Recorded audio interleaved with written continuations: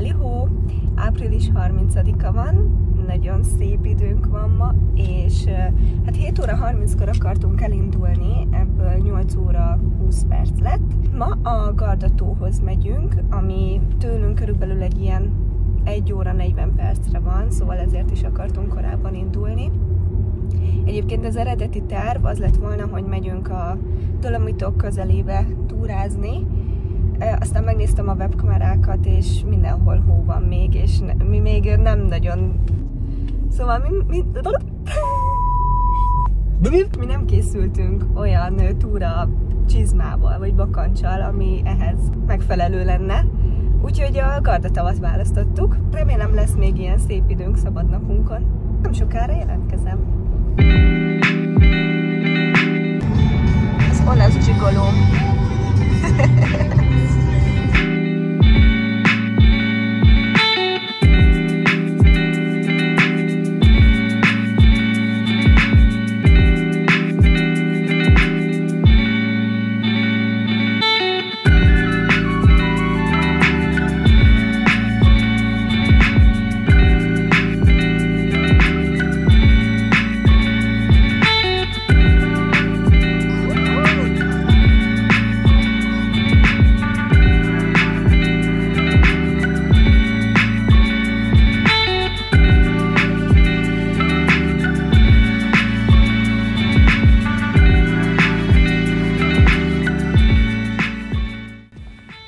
Meg is érkeztünk, leparkoltunk. Itt mindenhol kell fizetni a parkolásért, úgyhogy arra nagyon kell figyelni, hogyha esetleg valaki ide érkezik. Ja igen, egyébként a Riva del Gardához érkeztünk, ez a Gardatónak a legészakibb része.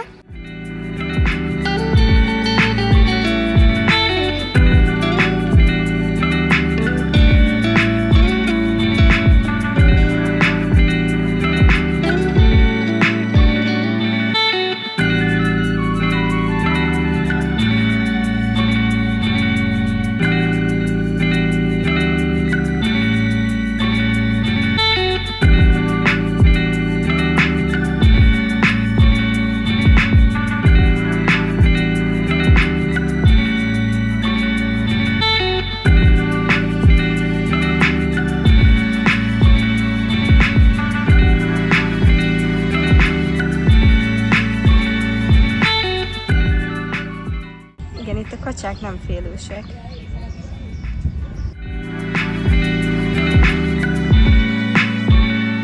Tehát egy kicsit túl is öltöztünk a mai időhöz.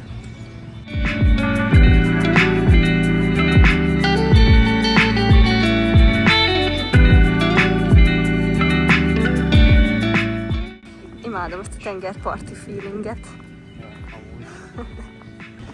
Igazából ez egy nagy tó, de fúl olyan, mintha lemennél nyaralni a tengerpartra. Igen.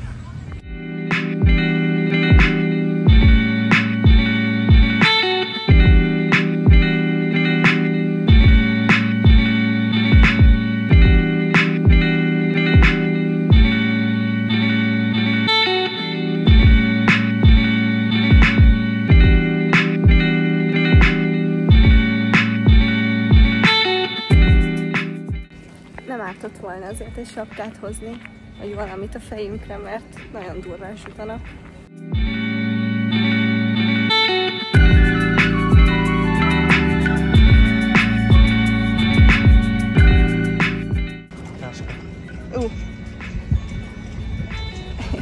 Ez videó.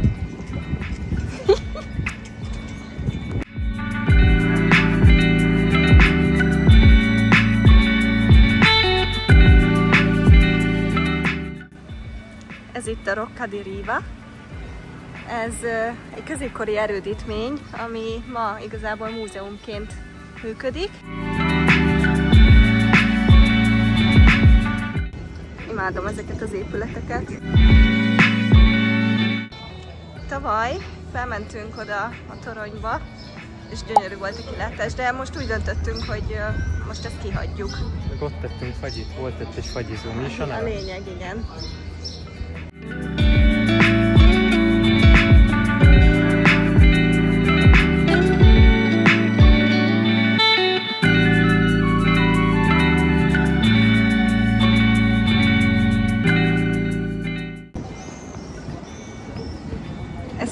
pad, amelyikre leülsz? Nem számolom.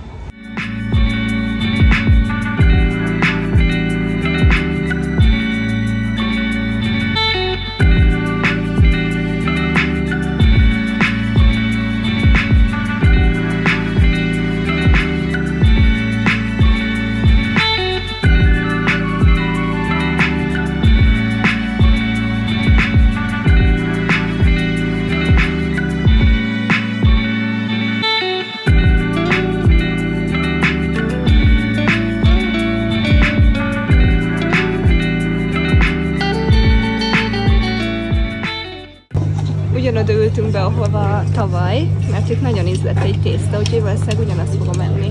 Ő volt a híres tészta.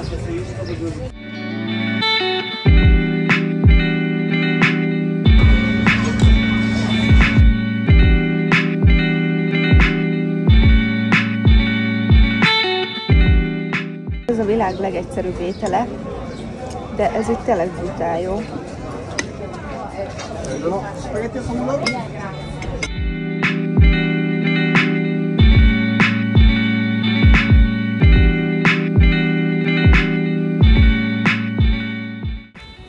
Igazából nem sok mindent csináltunk, sétáltunk, ettünk, és már 2 óra van, úgyhogy elég gyorsan el tud telni itt az idő, úgymond a semmit tevéssel.